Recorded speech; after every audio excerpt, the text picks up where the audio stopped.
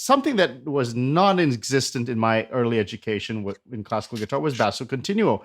Nothing. It was all performance based essentially. And in Asia, we have exams. And so we have RCM, Trinity, ABRSM exams. So generally, the culture is purely based towards recitals and competitions, almost completely. And my guitar teacher never talked forget about partimento, but not even basso continuo or accompaniment. And I always looked at my rock guitar playing friends and my songwriting friends, and they all seemed to be doing creative things. But I was playing repertoire, beautiful repertoire, of course, but I didn't quite understand it. It just seemed like a sphinx. So I'm curious to the panel. So this is a question to the panel regarding basso continuo. Were any of you introduced in any way to basso continuo in your early education, or is that something you picked up later? Or these concepts essentially, did that ever occur in the early days of your education on the guitar?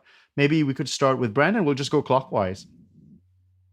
No, it was a completely foreign concept to me, and I also started in rock playing, so I did have that creative, start of you just get together and you just play, you improvise. Someone does something and you respond, and so it did kind of start from rock music. I was almost closer to it then than I was in my conservatory degrees, in the sense of improvising, thinking about what chord works with this note. But then I like to say that my improvisational skills sort of atrophied during my 2 degrees in classical guitar, because as you said, you focused entirely on technique, on interpretation, and on playing well in recitals.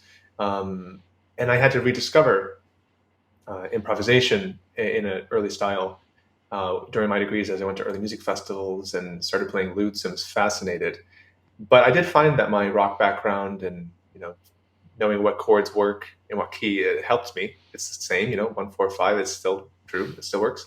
But no, it's completely absent, and it's one of the things I'd love to see change. I think your podcast is doing something to help that. I think Nicola's Partimento book that he published is going to help. But I think this needs to be as important. The idea of improvising and accompanying should be obvious as guitarists. So hopefully we can change that. But I'll let the next Yeah. person share their experience.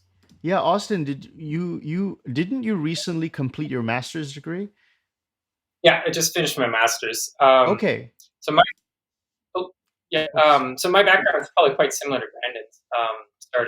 I didn't start as a classical guitarist. Started as doing rock or like contemporary, various punk shows in basements, those sorts of things. But with all that kind of stuff, it's um, that creative element's always in the forefront.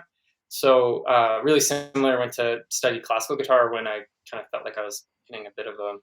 I wanted to study it seriously, and classical guitar is one of the main things that is offered. At least it's more common around where I am, anyways. Which for me was good because I needed some of the technical. I needed to actually improve my technique. I was always had quite a bit of facility, but it definitely wasn't refined. So there was no basso continuo training or during any of the programs I had. So yeah, I spent that time mostly just kind of learning how to play the instrument properly, playing it well. And then I kind of rediscovered it once I think my level hit a certain point that I could, I wasn't so bogged down and constantly, improving technique and whatnot. So it was in the last few years. And then as far as like when I was teaching a little bit in my master's at the university here, we introduced well, I spearheaded a couple for the guitar studio, learning how to do basso continuo, a couple, basic, called it fretboard harmony, which is often what I hear things called in North America. So I started trying to do a little bit of that, but one of the things I found was that the minimum level to get into it, or the minimal gap of knowledge. So even something as simple as knowing where the notes are on your guitar.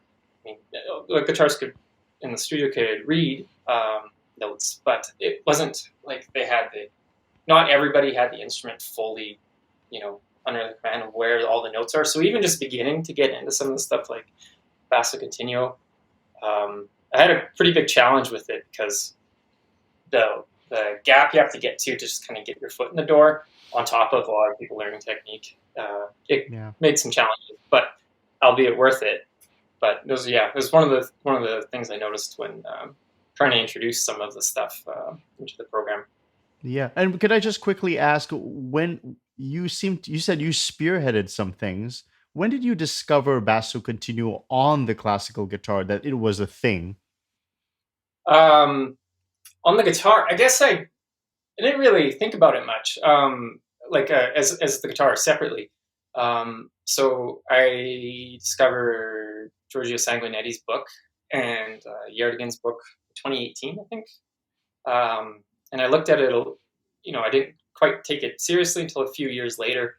But I guess I didn't really think about it until I talked to Nicola, and I realized that, doing it on guitar is actually quite a bit of a different thing. I was just like, I got to learn how to do all this stuff on the guitar. So whenever we did analyses or various things, I was pretty used to reading piano scores and putting it on the guitar. So I guess I didn't think about it till later, till I had to explain it and teach it a little bit more. That you're like, this is actually a bit of a different beast.